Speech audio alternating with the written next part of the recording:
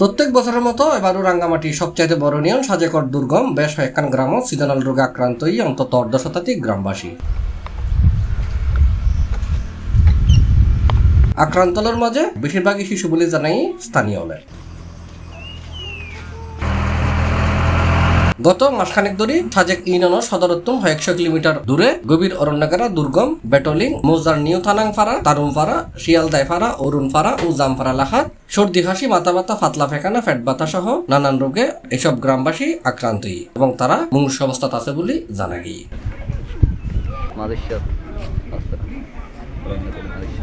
স্থানীয় সূত্র জানাই গত এক সপ্তাহ ধরে এসব এলাকার মানুষজন জ্বর হাসি রক্তবমি এবং ডায়রিয়া আক্রান্ত হয়ে ভয়াবহ অসুস্থ হচ্ছে। এসব গ্রামের আশেপাশে হনমিককে কমিউনিটি ক্লিনিক বা চিকিৎসা সেবা কেন্দ্র নতাগণের হারণে পাশাপাশি যোগাযোগ ব্যবস্থা হারাফিবের হারণে এডে সহজে মেডিকেল টিম এবং চিকিৎসা সরঞ্জাম পৌঁছান নজর।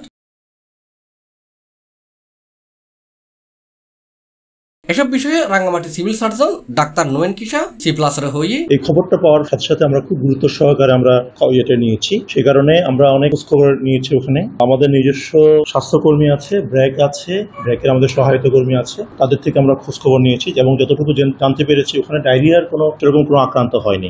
ওখানে সর্দি কাশির কিছু রোগী ছিল, সর্দি কাশি জ্বর নিয়ে রোগী ছিল। আমাদের একটা রিপোর্ট আছে, যে রিপোর্টে আছে আমরা নিউ থাংলাংপাড়া 16 জন, পুরাতন থাংলাংপাড়া 10 জন, অরুণপাড়া 15 জন, শিয়ালদহ 5 জন সহ মোট 50 জনের মতো এরকম সর্দি কাশি জ্বরের রোগী আছে। সর্দি কাশি জ্বর হলে সাধারণত সামান্যতম পায়খানাটা একটু নরম হতে পারে, এটাকে ঠিক ডায়রিয়া বলা যায় না। তো আমরা বিষয়টা গুরুত্ব সহকারে নিয়েছি বলে আজকে কিন্তু আমরা একটা মেডিকেল টিম পাঠিয়েছি। আমাদের রিপোর্টে এটা ডায়রিয়া নয়, ডায়রিয়ার কোনো প্রাদুর্ভাব নয়, এটা আমাদের নিয়ন্ত্রণে আছে। আমরা কর্মীদের মাধ্যমে বিশুদ্ধ পানির ট্যাবলেট, যে হ্যালো ট্যাব যেগুলো আছে, আমরা সেগুলো বিতরণ করেছি তাদের মাঝে। তাদেরকে কিভাবে ব্যবহার করতে হয় সেসব কিছু শিখিয়ে দিয়েছি এবং কিভাবে পানি ফুটিয়ে বিশুদ্ধ করা যায় সে বিষয় নিয়ে আমরা কিন্তু সচেতন করেছি। আমাদের কাজ চলমান রয়েছে।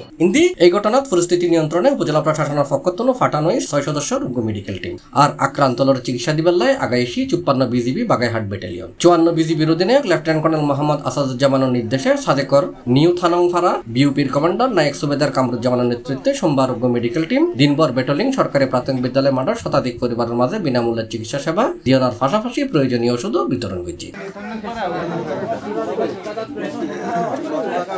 বিজিবি অধিনায়ক লেফটেন্যান্ট কর্নেল আসাদুজ্জামানের হয়ে বিজিবির জনকল্যাণমুখী হাজার নিয়মিত অংশ হিসেবে চিকিৎসা সেবা এবং ওষুধ বিতরণ করা হয়। C+ চট্টগ্রাম।